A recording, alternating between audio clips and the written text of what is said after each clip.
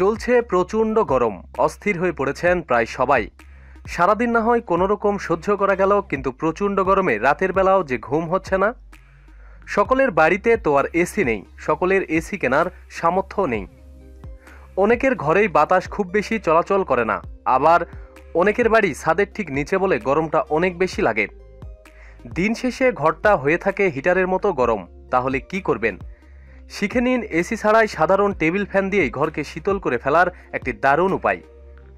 যা যা লাগবে: একটি টেবিল ফ্যান, বড় এক বাটি বরফ। যা করবেন, ঘরের জানালা খুলে দিন।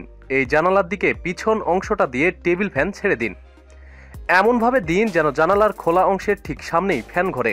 এই টেবিল ফ্যান বাইরের ঠান্ডা বাতাস ঘরে টেনে নিয়ে আসবে। তারপর টেবিল ফ্যানের ঠিক সামনে একটি বড় বাটি ভর্তি বরফ রাখুন। এমনভাবে রাখুন যেন বাতাস এই বরফের গায়েও লাগে। আর তারপর দেখুন ম্যাজিক। কিছুক্ষণের মাঝেই আপনার ঘর থেকে গরম হয়ে যাবে একেবারে গায়েব। শুধু গায়েব না, ঘরটা হয়ে উঠবে শীতল। যতক্ষণ বরফ থাকবে শীতল ভাব বজায় থাকবে। বরফ গলে গেলেও ঘরটা গরম হবে না।